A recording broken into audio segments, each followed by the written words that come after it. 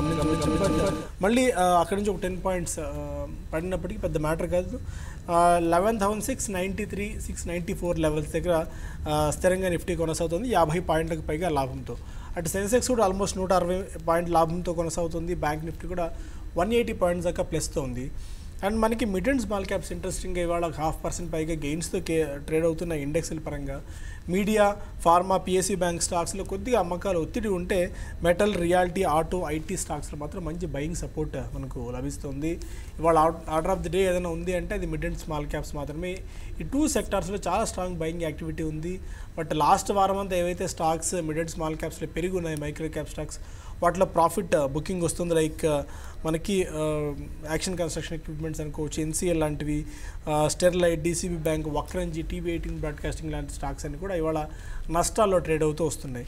But ఇవాళ మనకి Infibeam ఒకటి plus Manpasand ఎవరేజెస్, Prakash industries, మేఘమణి Organics లాంటి స్టాక్స్ అన్నీ 5 to 10% దాకా పెరిగాయి. ఇక్కడ కొద్దిగా వరీగా ఉంది, దీన్ని మనం దృష్టిలో ఉంచుకోవాలి. అవి కాకుండా డిఎఫ్ఎం ఫుడ్స్ 10% దాకా పెరిగింది, పీసీ జ్యువెలర్స్ ఏకంగా 15% దాకా పెరిగింది, అబాట్ ఇండియా ఆల్మోస్ట్ ఒక 5% దాకా గెయిన్స్, స్పైస్ జెట్, కేఆర్బిఎల్ లాంటి స్టాక్స్ 8 to 9% దాకా పెరిగితే గోద్రేజ్ ప్రాపర్టీస్ మళ్ళీ ఈరోజు ఒక 5% దాకా జంప్ చూసాం. 1000 రూపీస్ మార్క్ని చేరుతుంది అనుకుంటున్న ప్రతిసారి కొద్దిగా ప్రాఫిట్ బుకింగ్ వస్తుంది. బట్ మళ్ళీ పడినప్పుడల్లా కూడా ఈ స్టాక్లో మనం జంప్ రావడం చూస్తున్నాం. సో చూడాలి ఈసారి నా 1000 రూపీస్ మార్క్ పైన స్థిరంగా క్లోజ్ అవుతుందో లేదో అని. టాటా మోటార్స్ ఇవాళ ఇంట్రెస్టింగ్గా ఒక 7% దాకా పెరిగింది. అండ్ వోడాఫోన్ ఐడియా కూడా ఇవాళ ఒక 6.5-7% దాకా గెయిన్ అవ్వడం చూస్తున్నాము. టీసీఎస్ బికాస్ మంచి రిజల్ట్స్ని పోస్ట్ చేసిన తర్వాత టీసీఎస్లో ఒక 4.5 నుంచి 5% దాకా గెయిన్స్ వస్తే ఇన్ఫోసిస్ ప్రాఫిట్స్ బాగానే ఉన్నప్పటికీ బట్ గైడెన్స్ తగ్గించారు. దీనివల్ల ఇవాళ ఇన్ఫోసిస్లో ఒక 3 to 4% దాకా సెల్ ఆఫ్ అయితే వచ్చింది. బట్ స్టిల్ ఇంకా ఇన్ఫోసిస్ వీక్గానే ట్రేడ్ అవుతుంది. అన్లెస్ వ్యూ తెలుసుకుందాం. గుడ్ ఆఫ్టర్నూన్ అండి. Good afternoon. సో 11,700 మార్క్ని మళ్ళీ ఇవాళ నిఫ్టీ క్రాస్ చేసింది. బట్ పైన నిలబెట్టుకోలేకపోయింది, కొద్దిగా వీక్నెస్ మనం చూస్తున్నాం. బ్యాంక్ నిఫ్టీ అయితే ఆల్మోస్ట్ 170-180 పాయింట్లకు పైగా లాభంతో కొనసాగుతుంది. ఎలా చూస్తున్నారు ట్రెండ్? ట్రెండ్ పరంగా చూస్తే ఈరోజు మనకి స్టడీగానే ఉందని చెప్పొచ్చు అండి. పొద్దునుంచి కూడా మార్కెట్స్ స్టడీగా మనకి కొనసాగడం చూస్తున్నాం. మధ్యలో చిన్న డే పరమైన డిప్స్ వచ్చాయి, అయినా కూడా మళ్ళీ రికవరీ అనేది మార్కెట్లో కనపడింది. ఎక్కువగా స్టాక్ స్పెసిఫిక్ యాక్షన్ అనేది చూస్తున్నాము.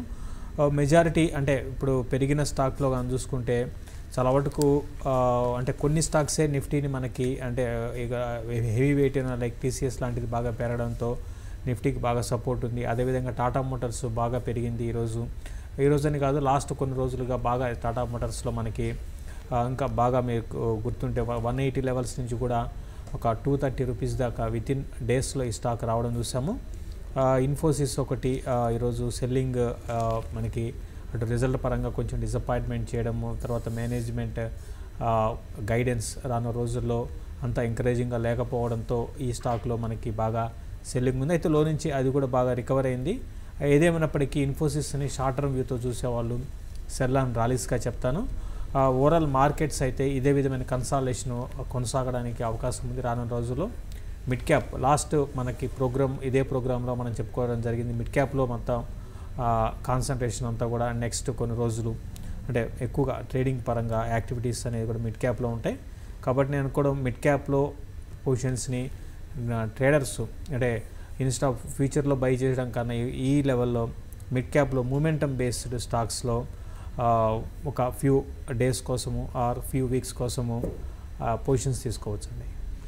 సో బ్యాంక్ నిఫ్టీ మీద ఎలాంటి ట్రేడింగ్ బెట్స్ ఈ టైంలో పెట్టుకోవచ్చు? ఎందుకంటే 150-160 పాయింట్స్ దాకా పెరిగింది. ఎందుకంటే లాస్ట్ వీక్ అంతా కూడా కొద్దిగా bank Nifty negative role play చేసింది మార్కెట్స్ కిందికి రావడానికి. బట్ మళ్ళీ ఈ వారం ప్రారంభంలోనే 30,000 పాయింట్ల మార్క్ పై చిలుకున్న ట్రేడ్ అవుతూ వస్తుంది. సో బ్యాంక్ నిఫ్టీలో ఏమైనా బయింగ్ పొజిషన్స్ ఏమైనా అటెంప్ట్ చేసుకోవచ్చా, ఆర్ఎల్స్ ఎలాంటి వ్యూతో ఉన్నారు బ్యాంక్ నిఫ్టీ మీద? ఇప్పుడు బ్యాంక్ నిఫ్టీకి పెద్దగా నేను అనుకోవడము అంత ఇమీడియట్ ట్రెండ్ స్ట్రాంగ్గా ఉంటుంది అయితే అనుకోను. కొంచెం స్టడీగానే అంటే పెద్ద అట్లా పడుతుందని అనుకోనండి, పెద్దగా పడడం కూడా ఉండకపోవచ్చు. బట్ ఈ లెవెల్లో లాంగ్ పొజిషన్స్ని నేను సజెస్ట్ చేయను. మనకి బ్యాంక్ నిఫ్టీకి హెచ్డిఎఫ్సి బ్యాంకు 20th రిజల్ట్ ఉన్నాయండి. సో అప్పటి వరకు కూడా స్టడీగానే ఫ్లాట్గానే ఉండే అవకాశాలు ఉన్నాయి. బ్యాంక్ నిఫ్టీని కొంచెం వీక్గా మార్కెట్ని అంటే ఇక్కడ నుంచి కొంత వీక్నెస్ అనేది చూపించవచ్చు. కాబట్టి బ్యాంక్ నిఫ్టీలో మాత్రం లాంగ్ పొజిషన్స్ కాదు. ఇవి ఇంకా చెప్పాలి అంటే జస్ట్ ఒక ఫ్యూ డేస్ కోసము సెల్లింగ్ పొజిషన్స్ని కూడా సజెస్ట్ చేస్తాను బ్యాంక్ నిఫ్టీలో. చిన్న క్వాంటిటీ, పెద్దగా హెవీ సెల్లింగ్ వెళ్ళవద్దండి. చిన్న క్వాంటిటీ సెల్ చేసి మళ్ళీ ఒక 200 to 300 పాయింట్స్ కిందకు వస్తే మళ్ళీ కవర్ చేసుకున్న పైన బ్యాంక్ నిఫ్టీలో సెల్లింగ్ వెళ్ళవచ్చు. ఈరోజు విషయానికి వస్తే బాగా ఈరోజు కోటక్ బ్యాంక్ ఒకటి చాలా స్ట్రాంగ్ ఉంది. దాని కారణంగా బ్యాంక్ నిఫ్టీ ఈరోజు మనకి స్ట్రాంగ్గా ట్రేడ్ కావడం చూస్తున్నాం. దాంతోపాటు ఈవెన్ హెచ్డిఎఫ్సి కూడా అంటే 0.7% పెరిగింది. బట్ అది వెయిటేజ్ ఎక్కువ ఉంది కాబట్టి అది దాని కారణంగా కూడా బ్యాంక్ నిఫ్టీ స్టడీగా ఉంది. అయితే మనం ఒకటి గమనించాలి, ఈరోజు నిఫ్టీ ఫ్యూచర్స్ తర్వాత బ్యాంక్ నిఫ్టీ ఫ్యూచర్స్ రెండింటిలో కూడా పెద్ద బయింగ్ కనపట్టలేదు. ఎక్కువగా మనకి అంటే ఇప్పుడు సపోజ్ నిఫ్టీ ఈరోజు ప్రస్తుతానికి 46 పాయింట్స్ పెరిగితే నిఫ్టీ ఫ్యూచర్స్ ఓన్లీ 20 పాయింట్స్ పెరిగింది. అదేవిధంగా బ్యాంక్ నిఫ్టీ 170 పాయింట్స్ పెరిగితే బ్యాంక్ నిఫ్టీ ఫ్యూచర్స్ 120 పాయింట్స్, అంటే ఇక్కడ 50 పాయింట్స్ డిస్కౌంట్. తర్వాత అక్కడ మనకి నిఫ్టీలో కానీ చూసుకుంటే 20 పాయింట్స్ వేరియేషన్ ఉంది. కాబట్టి ఇక్కడ అటు పెద్ద ఎత్తున లాంగ్స్ బిల్డ్ కావట్లేదని మనం అర్థం చేసుకోవచ్చు. కొంచెం long unwinding Nifty futures bank Nifty ఫ్యూచర్లో కనపడుతుంది. ఓకే, మిడ్ అండ్ స్మాల్ క్యాప్స్లో ఇవాళ కొద్దిగా అంటే మోస్ట్ ఆఫ్ ది స్టాక్స్ బాగా పెరిగి ఉన్నాయి. లాస్ట్ వీక్ కూడా ఇదే అంశం మీరు చెప్పారు. బట్ కొన్ని స్టాక్స్లో ప్రాఫిట్ బుకింగ్ వస్తుంది. లైక్ వక్రంజీ అనుకోవచ్చు, TV18 బ్రాడ్కాస్టింగ్ ఒకటి, network 18, action construction, NCL industries లాంటివి. సో ఎలా చూస్తారు? ఒకటండి, NCL ఇండస్ట్రీస్ సపోజ్ అంటే ఒక్కొక్క స్టాక్ ఒక్క విధమైన ట్రెండ్ అనేది మనం చూడాల్సి ఉంటుందండి. NCL ఇండస్ట్రీస్ ఇది యాక్చువల్గా చాలా బాగా అంటే మార్కెట్లో ఫస్ట్ స్టార్టింగ్ ట్రెండ్ అంటే మనకి అప్ ట్రెండ్లోనే ఇది పార్టిసిపేషన్ చేసింది. బాగా అంటే 80 బిలో వచ్చి అక్కడి నుంచి కూడా 110 రూపీస్ దాకా వచ్చింది. అంటే దగ్గర 30% దాకా ఈ స్టాక్లో మనకి మూవ్ చూసాము. ఆబ్వియస్గా కొంత ప్రాఫిట్ బుకింగ్ అనేది ఇక్కడ కనపడుతుంది. బట్ ఓవరాల్ ట్రెండ్ అయితే ఇంకా కొన్ని రోజులు ఈ అప్ ట్రెండ్ అనేది కొనసాగడానికి NCCలో కనపడుతుంది. మళ్ళీ 120+ లెవెల్స్ని నెక్స్ట్ టార్గెట్గా చెప్పొచ్చు అండి. Okay, and any other stocks ఇవాళ మీరు ట్రేడింగ్లో బాగా యాక్టివ్గా గమనించిన పారామీటర్స్ కానీ any other stocks which have identified today? అంటే స్టాక్ స్పెసిఫిక్ యాక్షన్ ఎక్కువ మనకు ఉంది. అంటే ఎక్కువగా బ్యాంక్స్ అన్నీ కూడా ఫ్లాట్గా ఉన్నాయి. కోటక్ బ్యాంక్లో మాత్రం బాగా విపరీతమైన షార్ట్ కవరింగ్ బయింగ్ కనపడుతుందండి. తర్వాత యాజ్ యూజువల్గా మనకి ఏది పెరిగితే దాంట్లో మనకి వాల్యూమ్ పరంగా మంచి వాల్యూమ్స్ బాగా పెరుగుతాయి. అందులో టాటా మోటార్స్ ఒకటి అనుకోవచ్చు.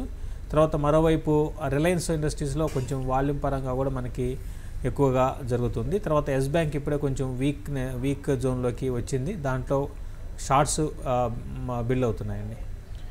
ఓకే, BTSTR STBT కాల్స్ ఏమైనా ఈ టైంలో ఏమైనా కనిపిస్తున్నాయా?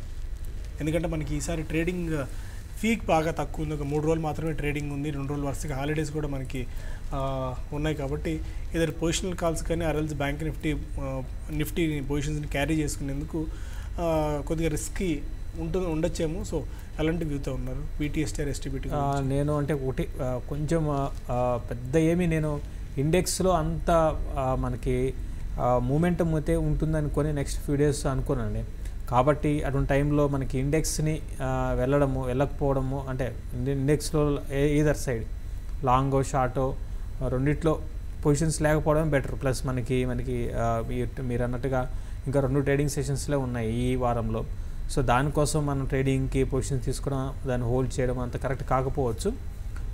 ఏదన్నా వీలుంటే డెలివరీ బేస్డ్ సేల్ బయింగ్ అనేది ఇప్పుడున్న పరిస్థితిలో కొన్ని మిడ్ క్యాప్ కౌంటర్స్లో పొజిషనల్ ట్రేడింగ్ పరంగా తీసుకోమని సజెస్ట్ చేస్తాను.